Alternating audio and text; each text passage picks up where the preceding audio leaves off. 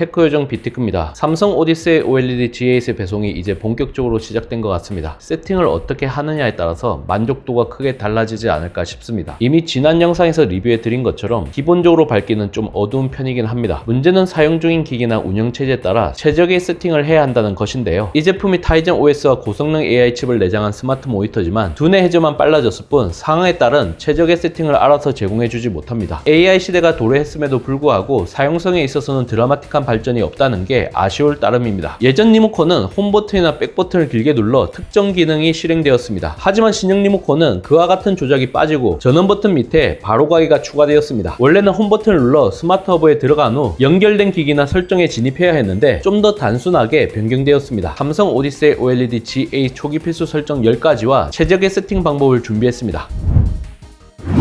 초기 필수 설정 첫 번째, 스마트 화질 조정하기. 영상 제작자가 의도한 화질에 가깝도록 화질을 자동 조절하는 기능입니다. 다른 옵션과 달리 최신 플래그십 스마트폰이 필요한데 2019년 1월 이후 출시된 갤럭시 S, 노트, G 시리즈 또는 페이스 아이디를 지원하는 아이폰이 필요합니다. 설정, 화면, 전문가 설정, 스마트 화질 조정에 들어가면 스마트 띵즈 앱 QR코드가 나오는데 카메라 앱을 실행해 비춰주시면 바로가기 링크가 나오니 접속해 주시면 됩니다. 스마트 띵즈 앱이 없으면 다운로드 받아 설치해 주셔야 하고 삼성 계정으로 로그인까지 한 후 삼성 오디세이 OLED G8과 연결해 주시면 됩니다. 참고로 스마트 띵즈 앱에서는 다양한 기능을 제공합니다. 스마트폰을 리모컨처럼 사용하는 것도 가능하고 게이밍 허브에서 엑스박스 클라우드 게임을 버추어 게임패드로 조작할 수 있습니다. 원래는 엑스박스 게임패드가 없으면 플레이 자체가 안 되지만 이와 같은 방법을 이용하면 사용이 가능합니다. 초기 필수 설정 두 번째, 외부 스피커 연결하기. HDMI 1번 포트는 ARC 기능을 지원하기 때문에 해당 기능을 지원하는 사운드바나 올인원 스피커에 연결하면 다이렉트로 출력 가능합니다. 설정, 음량, 소리 출력에 가면 HDMI라고 표시된 사운드 기기를 확인하실 수 있을 겁니다. 만약 블루투스로 연결하고 싶다면 설정, 연결, 블루투스 기기에 가서 연결하고 싶은 무선 오디오 기기를 페어링 모드로 해주시면 자동 검색되니 잡아주시면 되겠습니다. 참고로 블루투스 연결 시 스마트 허브에서 OTT를 감상할 때는 불편함 없이 사용할 수 있지만 PC 모드에서는 레이턴시로 인한 딜레이가 있을 수 있으니 이 부분 감안해서 사용하셔야 할 듯 합니다. 또한 설정, 연결, 외부 기기 관리, 애니넷 플러스가 켜져 있는지 체크해 주시길 바랍니다. 초기 필수 설정 세 번째, ARC 호환성 문제 해결하기. ARC 기능이 내장된 스피커를 쓸 경우 PC 모드에서는 패스스루가 활성화되지만 TV 내장 앱으로 재생 시에는 비활성화가 이루어집니다. 일반적으로는 자동으로 하게 되면 알아서 호환이 되어야 하는데 이상하게도 삼성 오디세이 OLED G8은 그게 안 됩니다. 설정, 음향, 전문가 설정, 디지털 출력 오디오 형식, PCM으로 변경하시면 스마트 허브에서 넷플릭스와 같은 OTT를 볼 때도 별도의 설정 변경 없이 정상적으로 사운드 출력이 가능합니다. 초기 필수 설정 네 번째, 반응 속도 딜레이 없애기. 플래그십 스마트폰 TV에 들어가는 고성능 AI 칩이 탑재되면서 삼성 오디세이 OLED G8의 반응 속도가 상당히 빨라졌습니다. 원래는 게르기란 말도 붙이기 아까운 발암 요소였는데 이제서야 스마트 TV 구실을 할 수 있게 된 것이죠. 그럼에도 불구하고 메뉴 조작 시 조금씩 딜레이가 느껴질 수 있는데 효과음 발생 시 싱크가 조금 맞지 않는다는 느낌이 있습니다. 설정, 음향, 전문가 설정, 동작음, 꺼짐으로 세팅해 주시는 것을 권해드립니다. 초기 필수 설정 다섯 번째, 외부 기기 전환 빠르게 하기. TV나 모니터에 다양한 기기를 연결해서 쓰시는 분들 많으실 겁니다. 저도 맥미니, 아이패드 프로, 리전구와 같은 다양한 기기를 보유하고 있고 외부 출력으로 사용을 하고 있습니다. 그런데 이와 같이 기기가 많으면 많을수록 화면 출력을 적절하게 전환하는 것 자체가 상당히 스트레스를 받게 만드는 요인이 됩니다. 외부 기기 전환을 좀 더 빠르게 하고 싶은 분들은 이 옵션을 켜두시는 게 좋습니다. 설정, 연결, 외부 기기 관리, 외부 입력 자동 전환 플러스를 ON으로 해주시면 됩니다. 하지만 의도치 않게 연결만 해도 외부 기기 전환이 이루어질 수 있으니 이를 원치 않으신 분들은 해제해 주시면 되겠습니다. 초기 필수 설정 여섯 번째, 코어 라이팅 활성화하기. 가격대가 어느 정도 있는 게이밍 모니터 후면에는 LED 라이트가 자리 잡고 있습니다. 이와 같은 조명 효과는 게이머들의 로망이자 몰입 요소로 작용하는데요. 해당 효과가 기본적으로 꺼져 있어 활성화를 해주셔야 합니다. 설정, 게임, 코어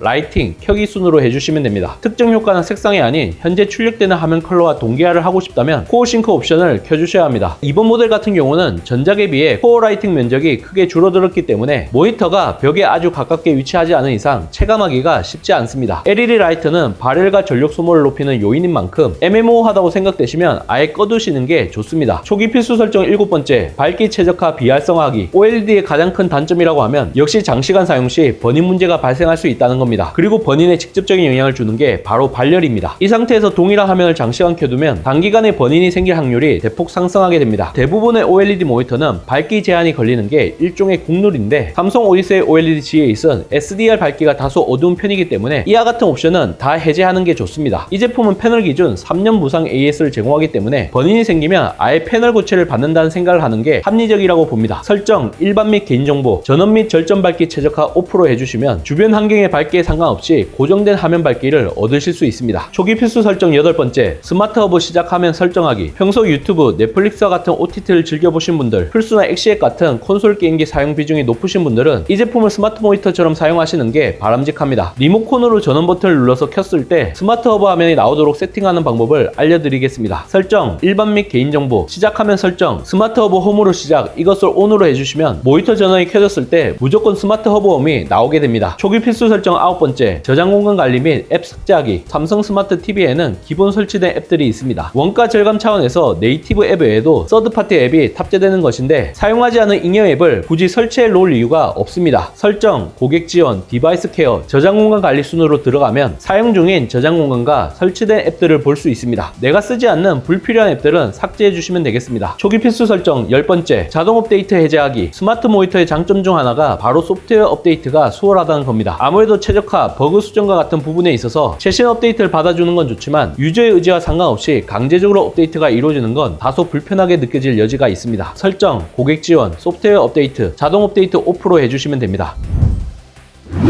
저 비트크에 있어서 가장 큰 비중을 차지하는 건 바로 맥OS의 기기와 연결해서 작업용 PC로 사용하는 겁니다. 게이밍 모니터를 작업용으로 쓰는 것 자체가 어불성설이 아니냐 이런 말을 하시는 분들도 있으실 텐데요. 전문가 모니터와 비교하면 틀린 말은 아니지만 세팅만 잘하면 충분히 가능합니다. 왜냐하면 맥용 모니터를 선택할 때 가장 중요하게 보는 게 바로 해상도인데 삼성 오디세이 OLED G8은 4K를 지원하기 때문이죠. 또한 가독성이 좋은 QD OLED 3세대 제품이란 것도 유효하게 작용합니다. 맥OS 기준으로 가장 중요하게 봐야 하는 부분은 가독성과 밝기입니다. 아무리 밝기가 뛰어나도 눈이 쉽게 피로해지면 장시간 작업을 하기에는 힘듭니다. 가장 중요한 것은 어댑티드 싱크라고 불리는 게임 모드를 끄는 겁니다. 설정, 게임 모드 꺼짐으로 해주시면 되는데 VRR을 쓸 수 없지만 120Hz 주사율 옵션은 사용할 수 있습니다. 맥에서 제공하는 HDR 설정 역시 OLED 모니터에서는 피로도를 높이는 요소인 만큼 끄시는 것을 권해드립니다. 설정, 화면 모드, 그래픽 모드로 바꾸시면 에코 모드보다 확실히 밝아집니다. 또한 설정, 화면, 전문가 설정에 들어가서 밝기와 명암 모두 50으로 해주시고 선명도는 10에서 5로 낮춥니다. 선명도가 지나치게 높게 되면 눈이 아프고 글자체 자체가 얇아지기 때문에 적절하게 조절하시면 됩니다. 명시에서 SDR로 사용 시 밝기가 조금 어둡게 느껴질 수 있어 이를 보완할 수 있는 옵션으로 선택을 한 것입니다. 윈도우 기준 가장 중요하게 봐야 하는 건 주사율, 색감, 밝기입니다. 4K 240Hz와 VRR을 모두 사용하기 위해서는 어댑티브 싱크라고 불리는 게임 모드를 반드시 켜주셔야 합니다. 맥OS에서는 해당 옵션을 켜게 되면 눈의 피로도가 크게 증가하고 밝기도 오히려 낮아지는데 윈도우에서는 그런 문제 없이 선명하고 부드러운 화질을 만끽할 수 있습니다. 윈도우 설정, 시스템, 디스플레이, 고급 디스플레이, 새로 고친 빈도 선택 240Hz로 변경해 주시면 됩니다. 설정, 화면, 전문가 설정에 들어가서 밝기와 명암 모두 50으로 해주시고 선명도는 10에서 5 정도로 낮춥니다. 자동 명암 조절 강하게, HDR 톤 매핑 액티브, 감마 조정 ST.2084로 해서 수치를 최대한 낮게 해줍니다. 자체 발광 소자 OLED의 최대 강점인 리얼 블랙을 구현하기 위함입니다. 게임 시 어두운 영역을 쉽게 인지하고 싶은 분들은 게임 메뉴에 있는 블랙 이퀄라이저 이걸 5레벨까지 최대한 높이면 됩니다. 전체적인 밝기를 높일 수 있는 방법이 있으니 바로 윈도우 자체적으로 지원하는 SDR 콘텐츠 밝기를 70에서 80% 정도로 올려주시면 됩니다. 스마트허브에서 실행한 OTT 앱도 이와 같은 세팅을 따로 적용할 수 있습니다. 설정, 화면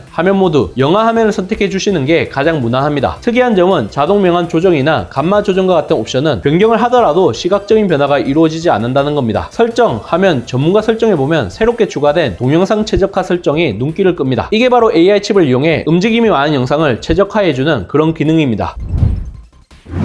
이번 영상을 본 여러분들의 생각은 어떠신가요? 잘 보셨다면 좋아요, 구독, 알림 설정 부탁드립니다. 테크요정 비티크는 다음 영상에서 찾아뵙도록 하겠습니다. 고맙습니다.